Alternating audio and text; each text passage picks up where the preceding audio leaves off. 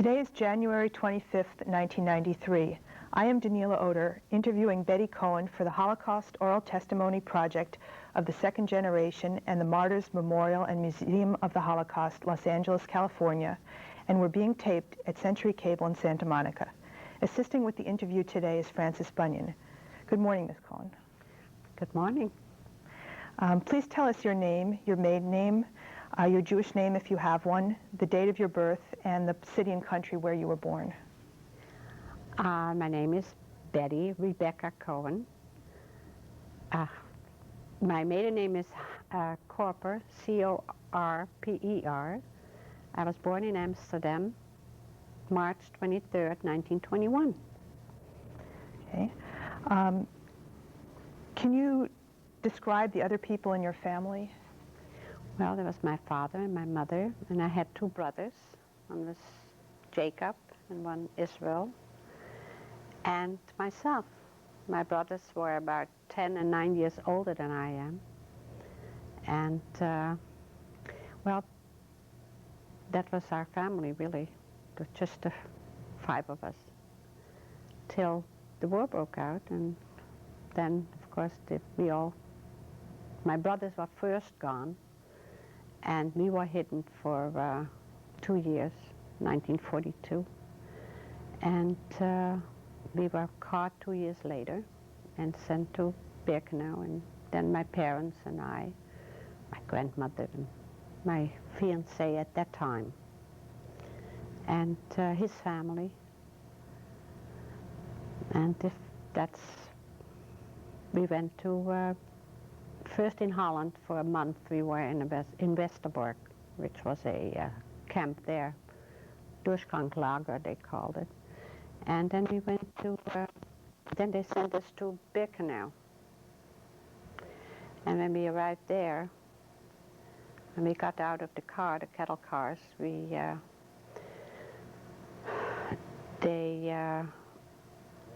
sent us out, and the young people went one way and the older people went the other way. When we were in the cattle car, there were a lot of children with us too, and they told us after we stopped there, you could look through a little hole, and there were Dutch prisoners there too, and they told us the children to give to the older people. So as we got out, my mother took one baby in her arms from one of the other prisoners in there.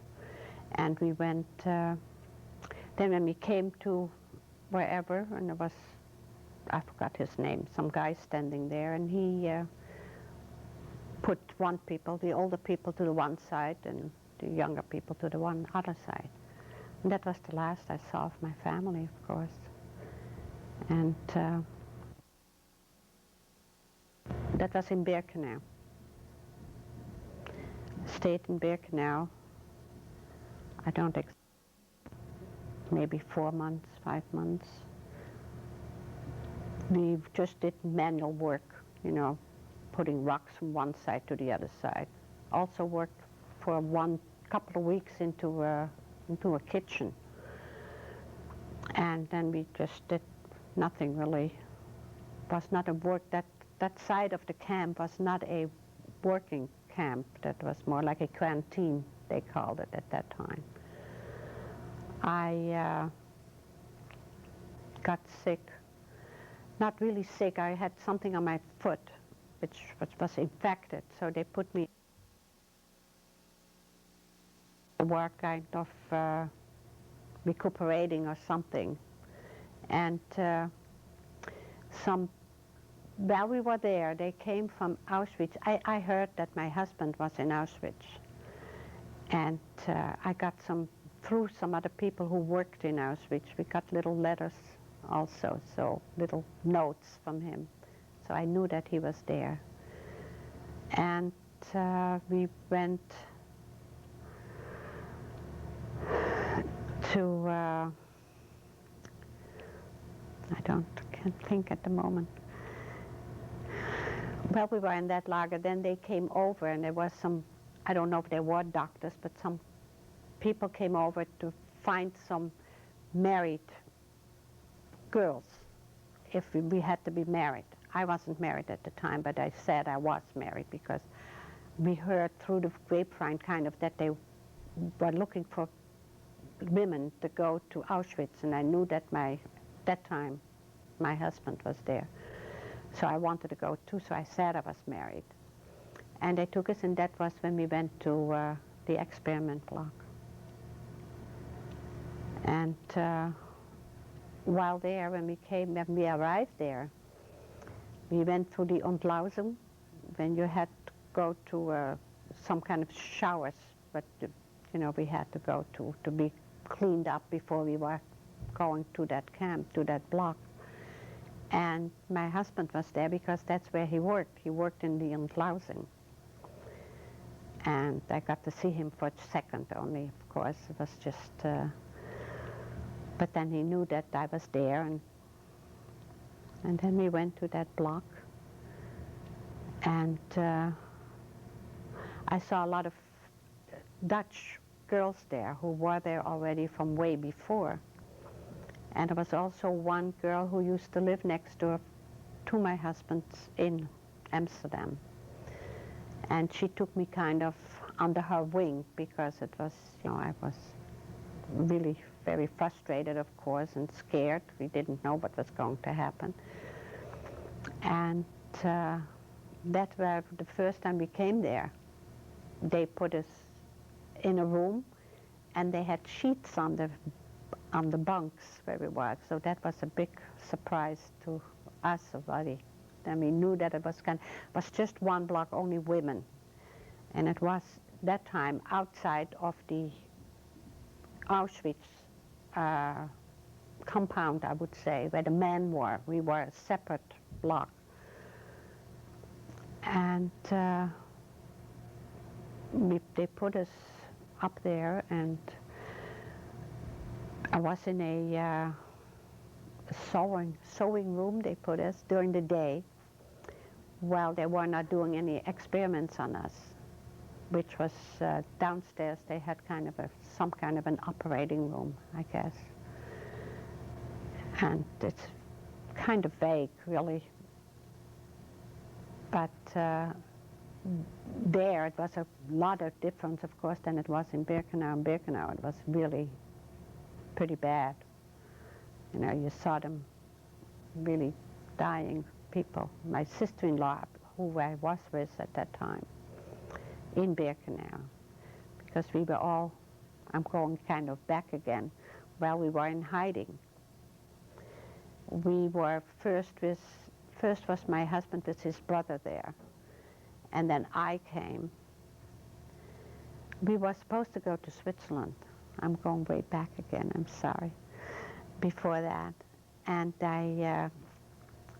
my brother and my sister-in-law, my brother had a baby at that time, 1 year old. And as we were preparing, like some of my cousins already and my aunts and uncles escaped already to Switzerland. That was in 1942. And we were waiting. We had already a passeur, what they called somebody who brings you, who helps you pass the bad parts. And my father said to let my brother go first with his wife and the baby. That would be a little, so they're going already because of the baby, and we would go a week later.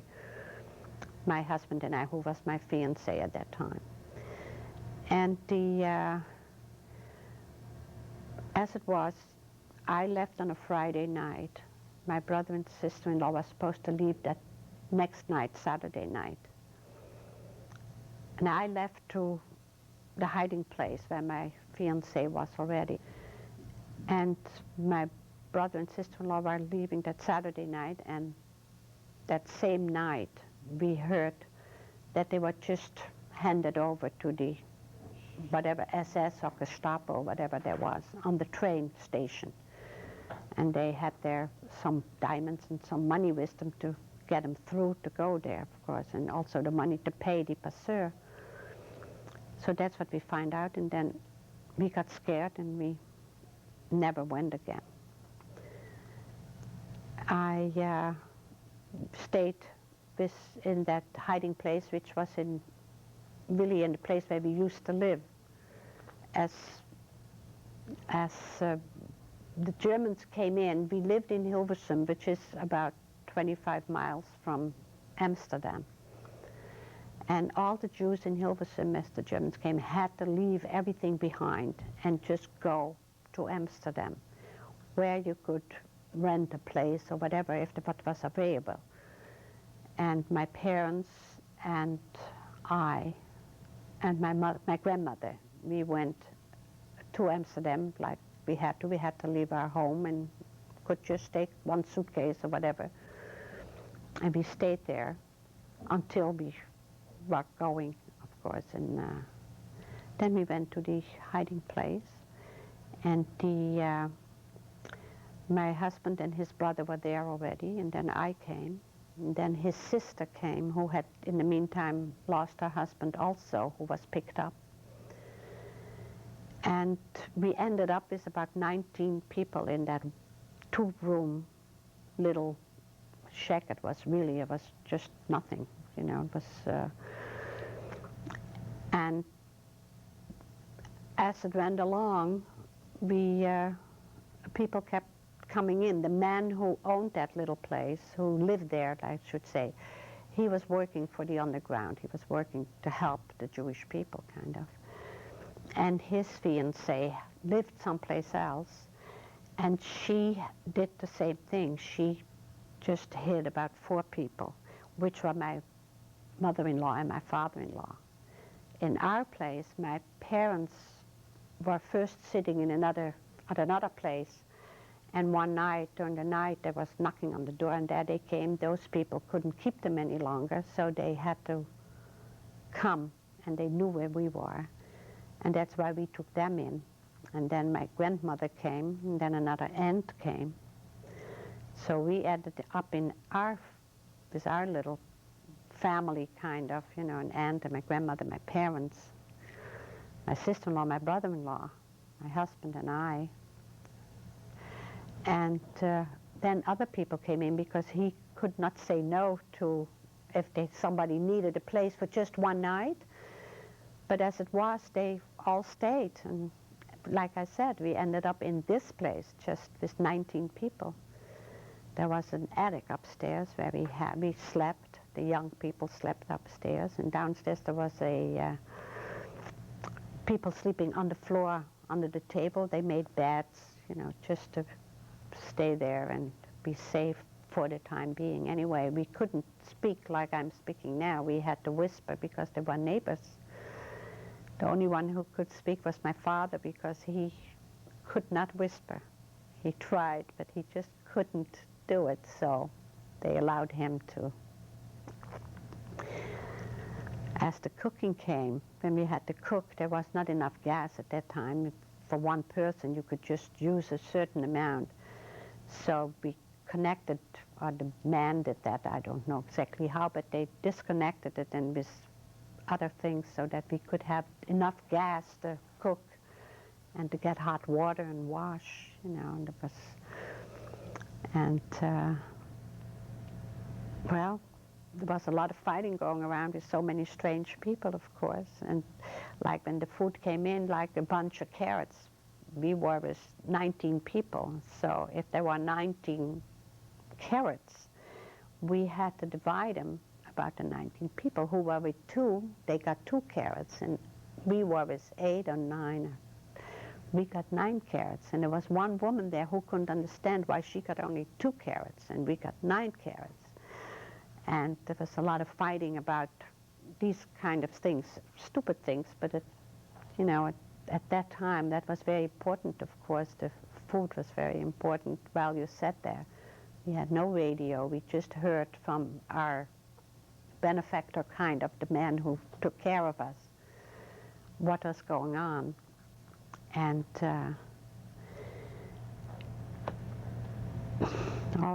like my father and my husband, they made some games up and so that we could be a little occupied.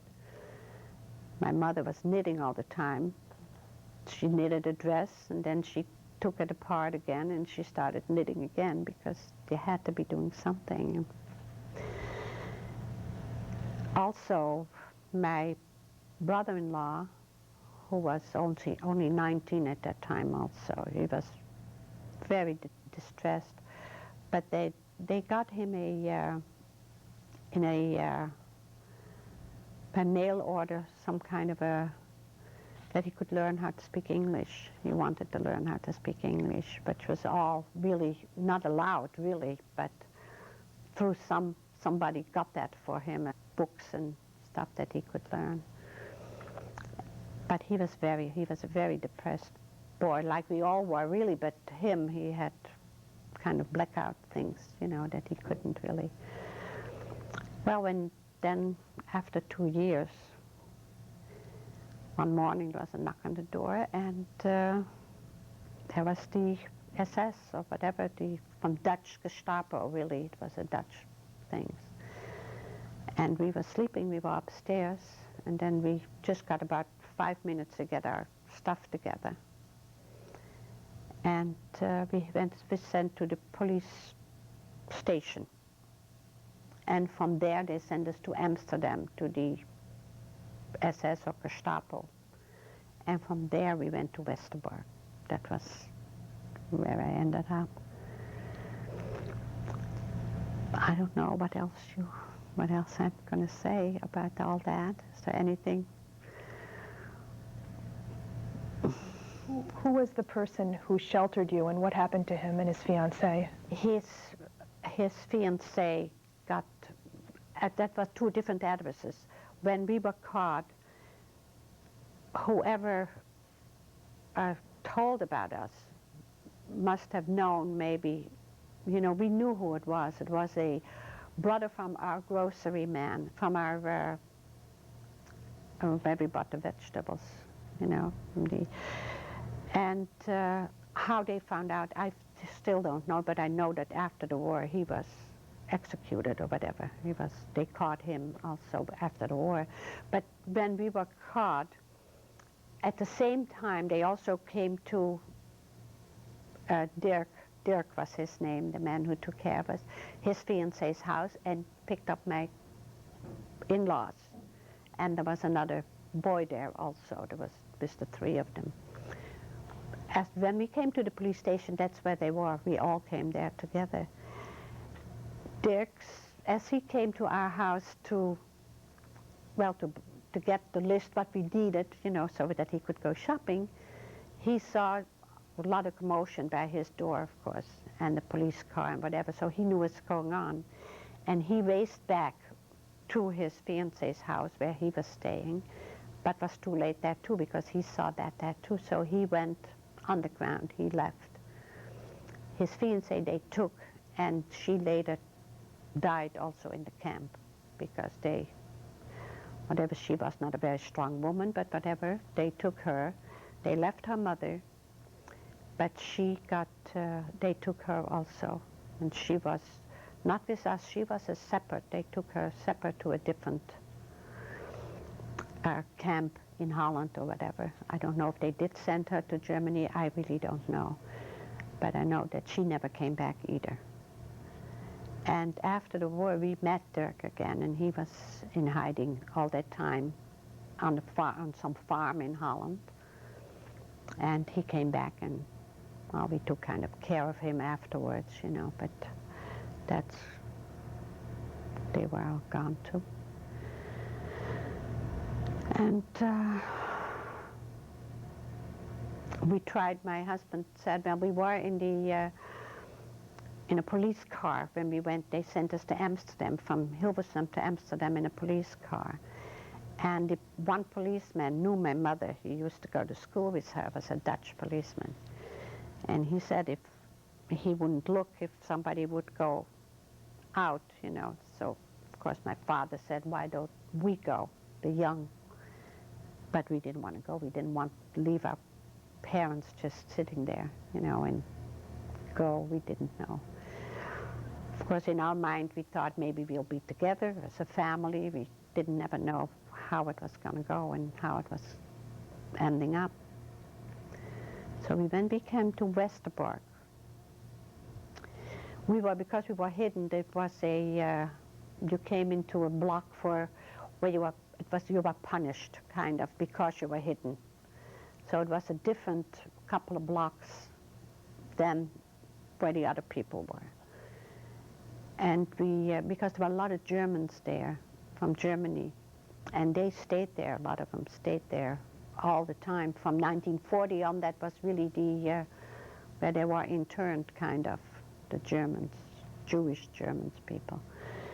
And we came, and we were then in that Strafblock, which was for us a punishment. And my grandmother was a big, heavy woman, and we all got uniforms, like overalls we had to wear.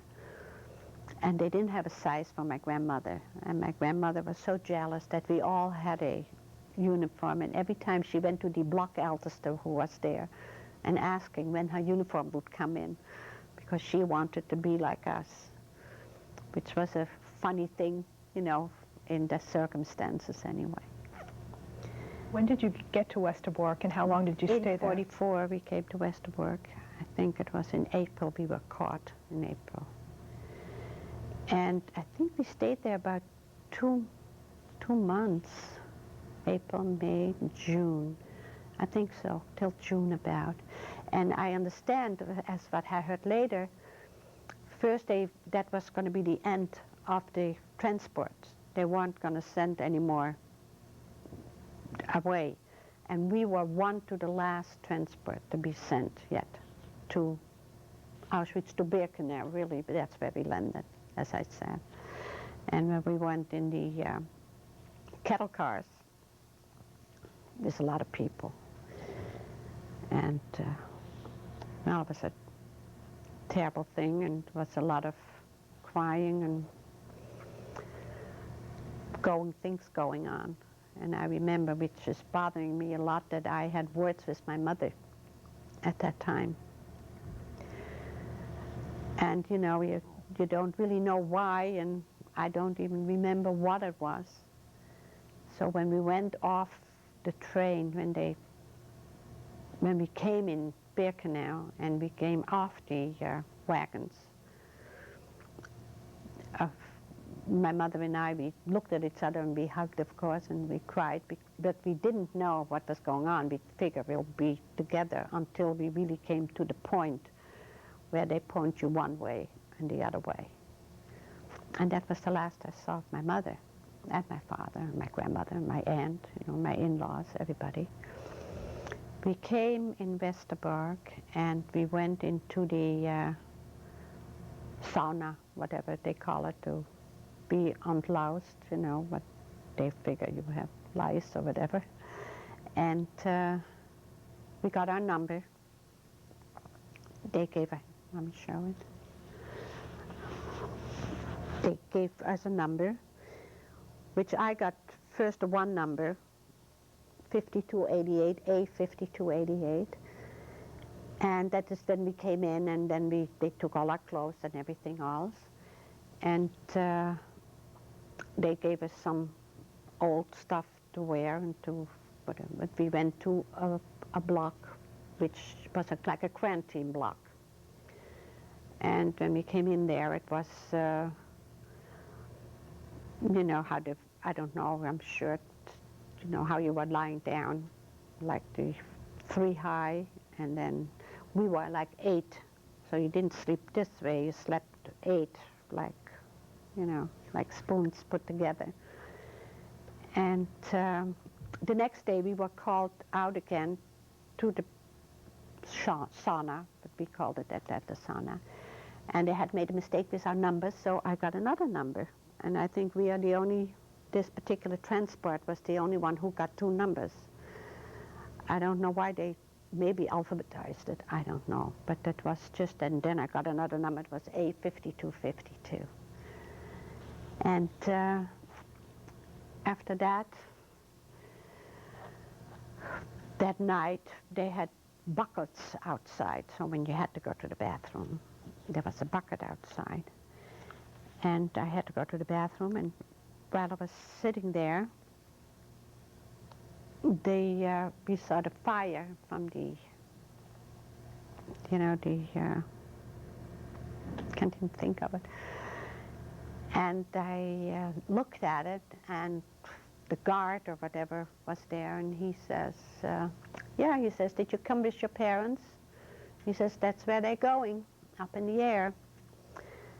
So that was the first that we knew that they were gone.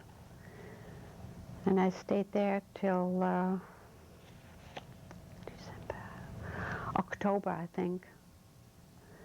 Then I went to that block where they came for selection from Auschwitz and picked us up to go to block 10.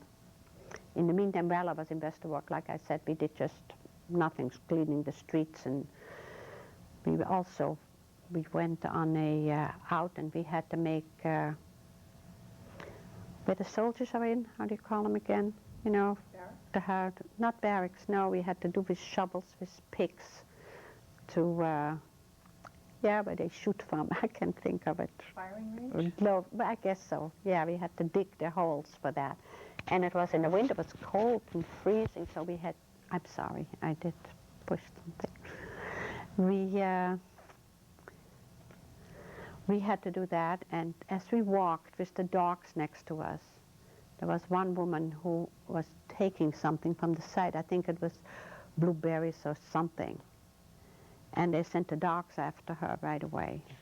And there was a little stream going down, and the dogs kind of pushed her in that, and I don't know what happened to her. We never saw her again either.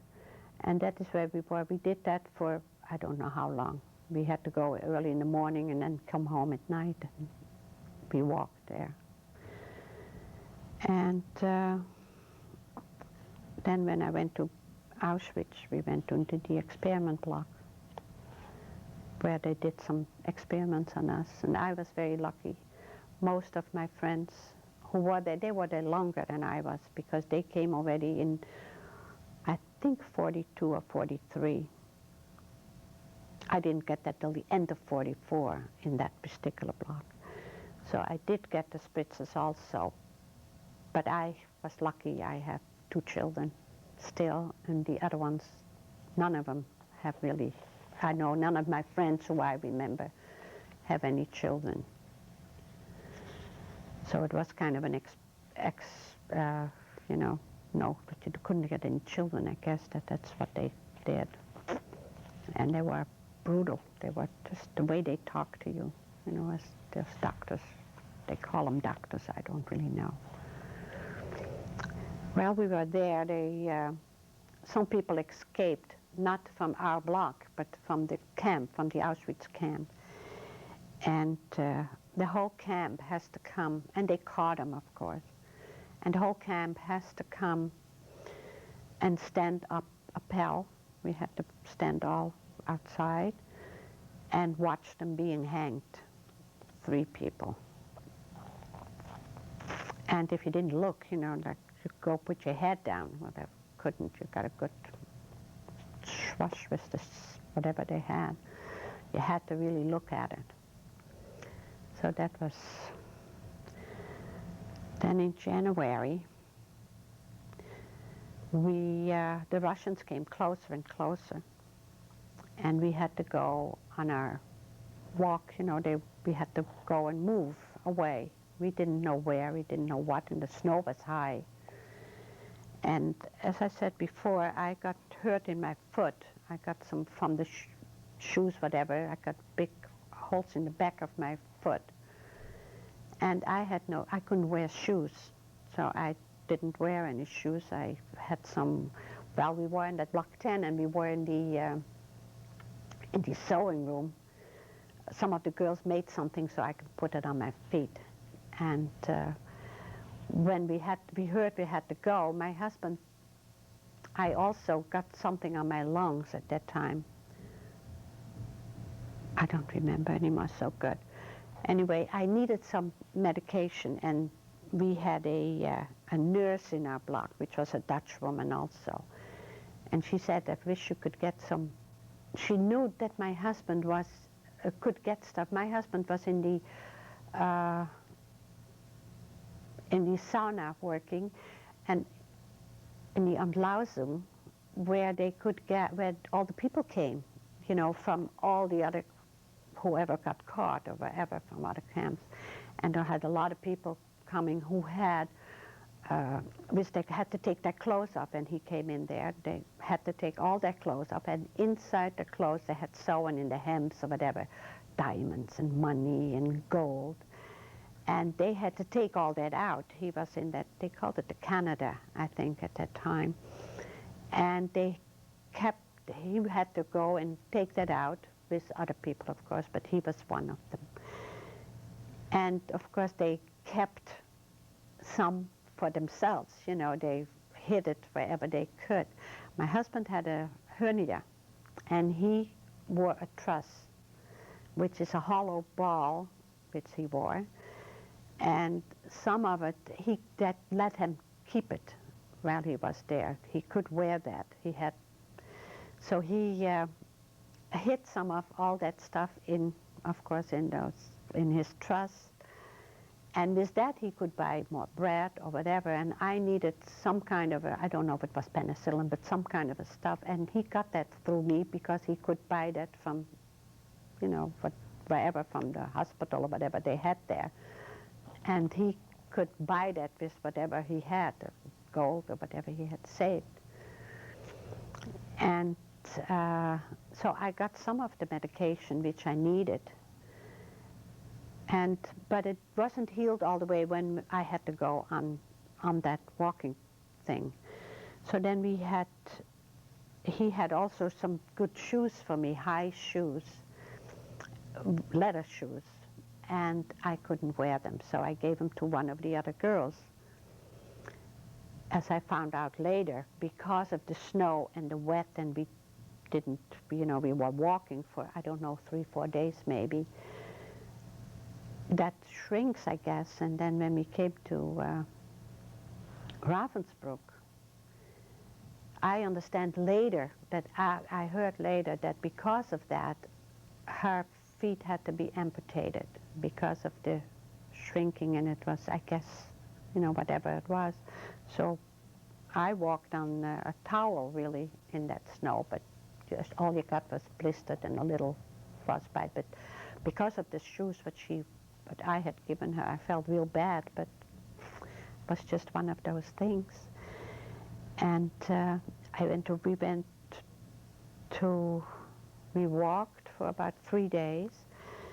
Then we went again in some cattle cars for a couple of days, I think. I really don't know how long anymore, but it seemed endless because it was snowing, it was cold, and they were open. Those cattle cars was open. The other ones were just closed cars.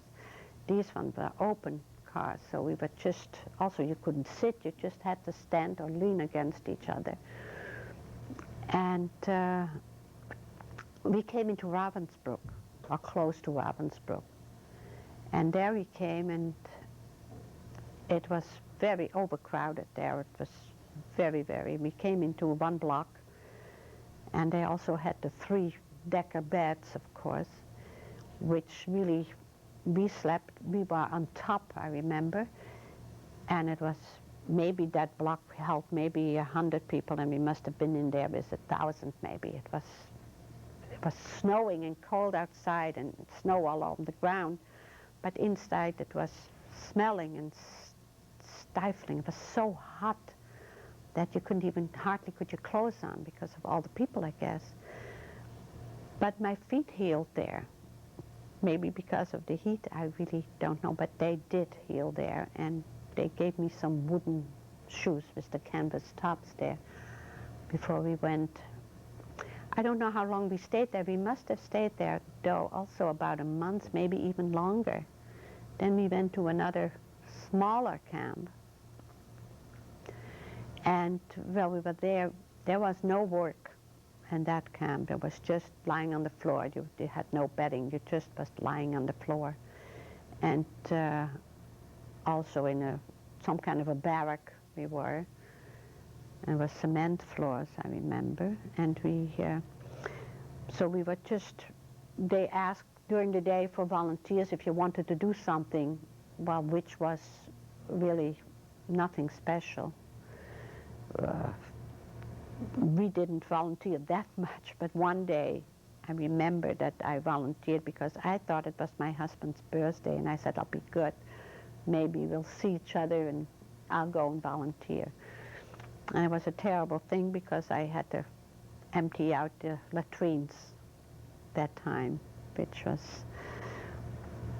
and well, you got it all over you. It was, but one of my friends and I, we did that. We volunteered for that.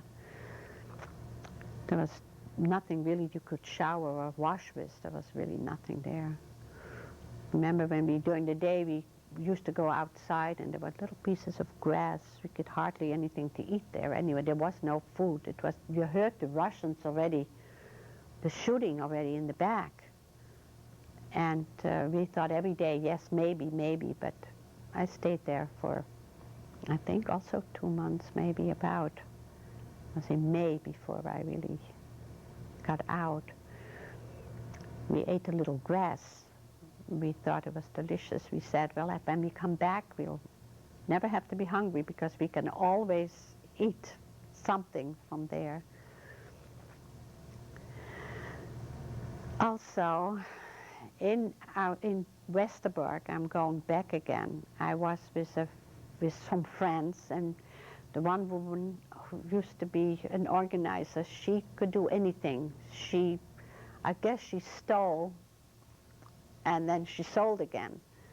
And she always had enough to eat, so she shared with me and my sister-in-law always something.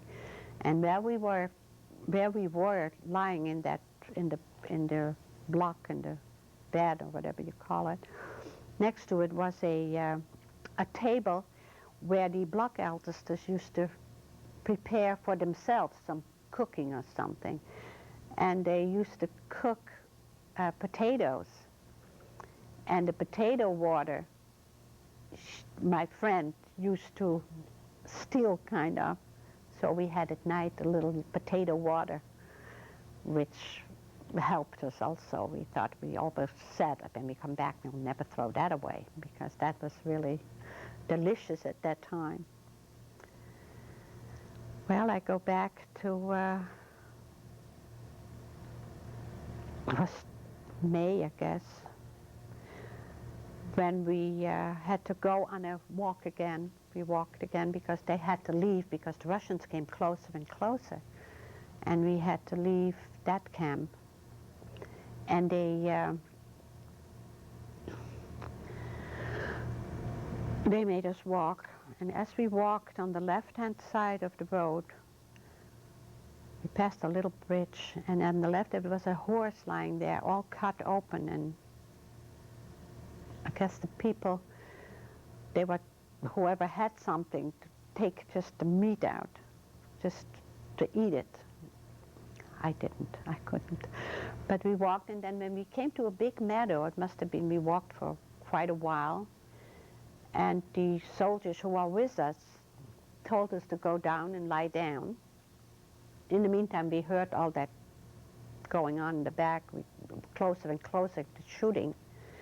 And they told us to lie down and go to sleep or whatever, and which we all crawled together and lied down and didn't know what was going on, very scared, of course. And then all of a sudden we looked, and we didn't see those soldiers anymore. We didn't know what was going on. We thought they were maybe lying down too when it was morning.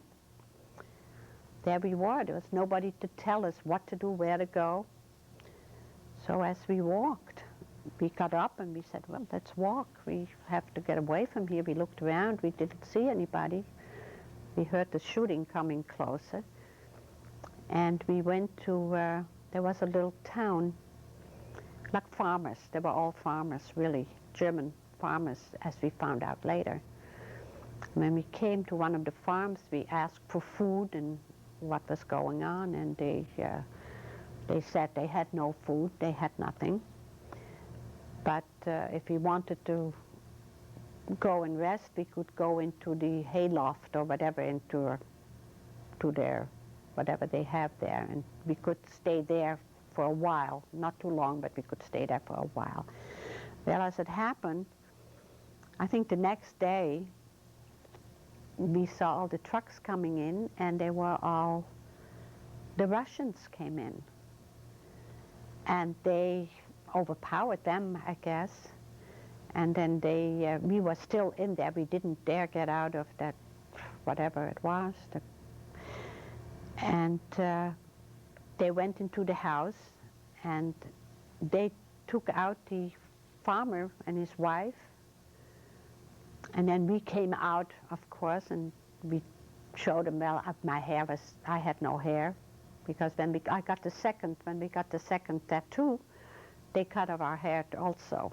We were bald at that time and had lost an awful lot of weight. When I was liberated, I weighed 67 pounds. That was Dutch pounds then at that time. When I came home, that was really. So when the Russians came and they took them out, and then when they saw us, we were with a little group of 10. You know how you cling together, your friends you keep together. We promised we wouldn't let each other go.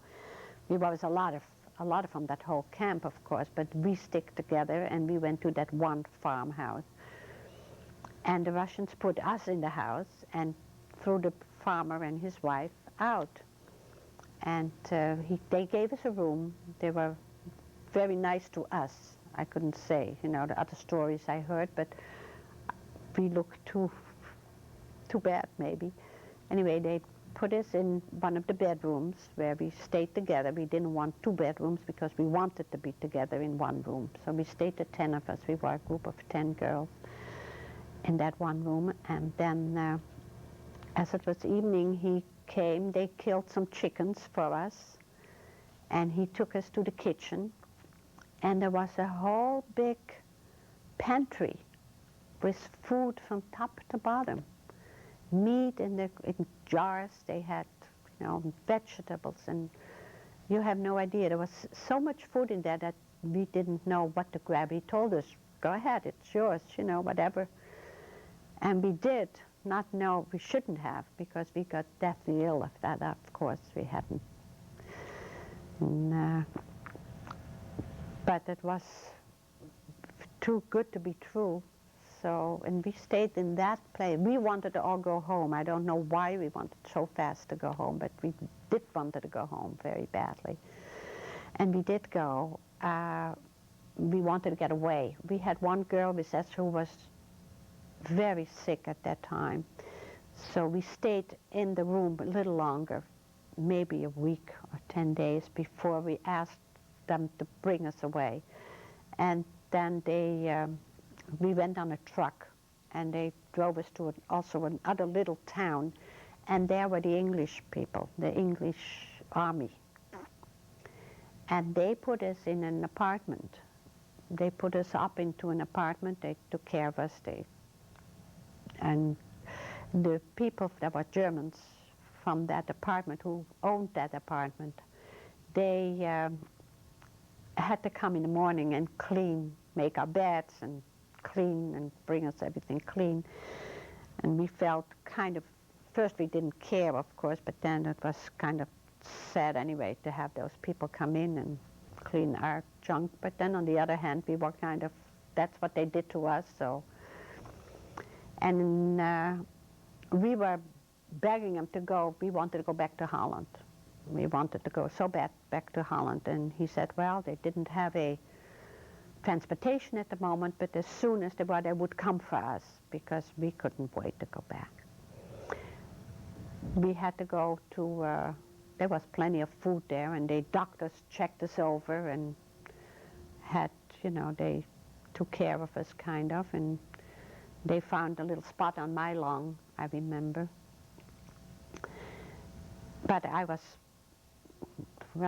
okay, skinny and little, but so far, you know, we just wanted to go home. So when we came to Holland, then when they finally found a truck or something to bring us back, or it was a bus, I think, something like a bus, when they took us back, and we came into Holland, and they were very surprised because they didn't want us yet. That was too soon that we would come back. And when did this Well, happen? that was when we came to the border.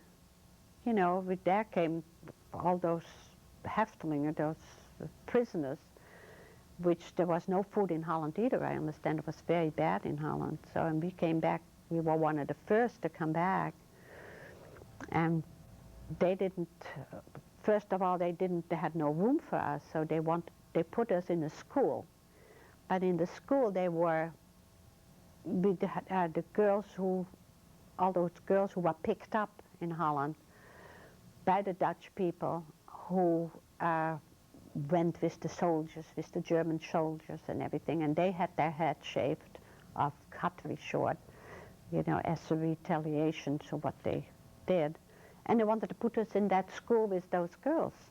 And we said, well, listen, we came from a place bad enough, we sure don't want to be lying next to them.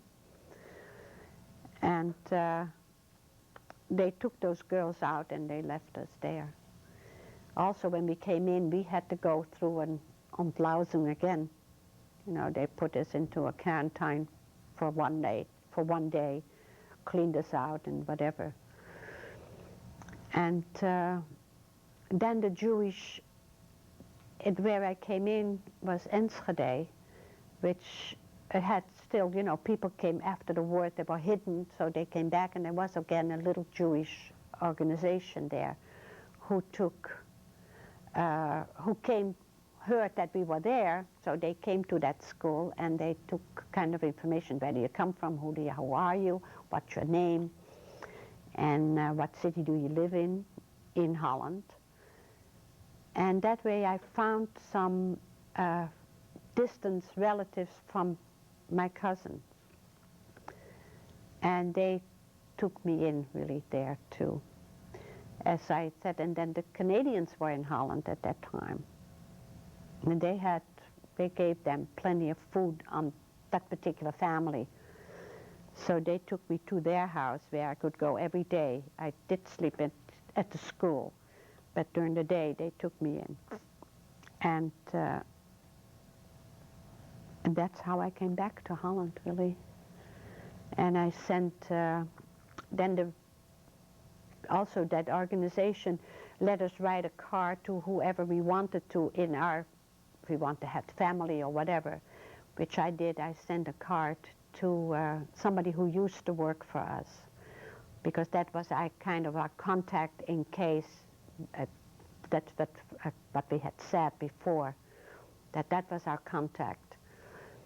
And I sent him a card, and then I got a card back, also took days and days, of course, that an aunt and uncle had come back and that they were very happy I was back, and that my husband, at that time still my fiancé, that he was also there, that he had come back and he was there also.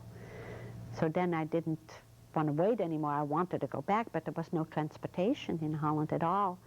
That once a week a bus was going to Amsterdam from different places where people came in. I said, well, why don't you take me? And on the way to Amsterdam, they pass by a small town which is very close to Hilversum, where I lived. And I said, I'll go and I'll walk, or I'll see how I get back, because there was no communication, no telephones, no nothing yet to do anything. And I did go. And then when it was by the palace from where the Queen was, but it's close to Hilversum anyway, Soest. And I got off the bus there. I had nothing to carry because I had nothing. In fact, I had an old jacket on. I got a dress from somebody, from my friends then, where I came to, but they didn't have any coat or anything, so whatever I wore from the camp, which was some kind of a jacket, and it had a big red stripe in the back of my jacket.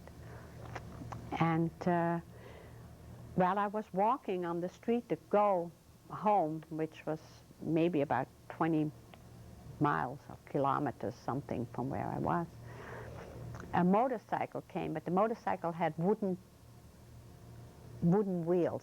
They had no rubber for the... And he stopped me and he said, and I talked to him. He said, where are you going? I said, I want to go to Hilversum. That's where I come from. And talked a little bit. He says, well, it's not comfortable, but if you want to go on the back on the wooden, he says it's better than walking. So that's what I did. But I was sore for weeks afterward because I had no meat on me. Like I said, I was not even 70 pounds. But I got finally to Hilversum, and he put me off by the butcher which he used to use, and I asked him if my family, I had a sister-in-law there too, yet. My brother had a mixed marriage, one of my brothers, and he was in the underground right away from 1940 on, so he wasn't living at home at all, but she was there with her little boy. And he said, she still lives there, why don't you go there? And I walked, it was right close by, it's a small town where I used to live. And when she saw me coming, of course it was very... And she said, gosh, he went to my aunt and uncle. Not my uncle wasn't there anymore. My aunt with her son, who was back at the old address, also around that area by the business, which we got back after the war. We got our business back also. The family business, I should say. So I went there and they said, well, Uppie, which is Abram, my husband, in Holland, his name is Uppie. God, he just went by bicycle to another town where I had another cousin living. But they sent one of the workers who used to work for the business. They sent him on the bike because there was no other transportation to pick him up again and tell him that I was home because he didn't know I was coming home. And that was our reunion, really. And then we found out that who was there and who wasn't there. It seemed that his family, he didn't get anybody back from his whole family, aunts, uncles, cousins, nothing. His father, mother, his brother. His brother killed himself in the camp. He couldn't take it anymore, and he ran against the electric wire. And my husband did find him in the morning there. He slept with him in one bunk, but he wasn't there when he woke up, so he went looking with one of his other friends. And then they found him there. So that was, of course, a very bad thing for my husband. My husband really did live in the past all his life, whatever he had after that. He day and night was talking about. So when we came back, we got married right away. I found family back. I had a lot of family back. I had aunts and uncles back. And I also had lost aunts and uncles and cousins and stuff, but most of them were back, and we did get the family business back. But my husband's business was really in Amsterdam from his father's business. And that was, he couldn't take it. That was the worst. He had to go every day to Amsterdam to be at that place. And my brother was married with a German girl who was on her way really to the United States, waiting for a visa to go to the United States before the war in 1939. Before the war broke out. And he had met her in Hilversum, our little town, and she kept saying, well, she's waiting for her visa, and then she would go to her sister in the United States. Then the war broke out, and after a short while, all the Germans had to register at the police station. So my brother went with her, and they wanted to deport her back to Germany. He said, but we are getting married. And that, one way or the other, she could stay, and they got married. And, but they were planning all the time to go. She was planning to go to the United States and talking him into it. And of course, we didn't know what was going to happen altogether. As it was, when we came back after the war, they had a child, they had a little baby. from a year old when they were deported. When they were caught at the train station, I'm going back again, they went into a theater. They put all the Jews they caught in a theater as a waiting to be transported. And when they came in there, the underground took all the babies out. How they did, we don't know. But I guess my sister-in-law had pinned a note on him with his name and the address where my mother was in Amsterdam. My parents were in Amsterdam. And she got the baby, but it was so dangerous also. So they had some friends from my brother, and they took the baby. They had 5 kids of their own, so they took one more baby in, and they saved him. We got him back. While we were hidden, they used to have, while we were hidden, we used to go and visit him once in a while, go at night in the dark. We used to go for a walk, and we weren't supposed to be out, of course, but we did, and we went to see him. After we came back, I got him back, and he came to live with us after we were married. And we got in contact with the United States, with my sister-in-law's sister then, which I call her now my sister-in-law too, because we've been together so long. And they asked us to come, and I didn't really want to leave. We had a good life there, so I really didn't want to leave.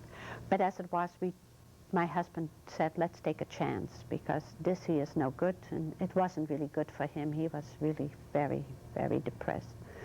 So we took the plunge, and we did go to the United States, and we came in Atlanta. That's where my sister-in-law's husband had a business.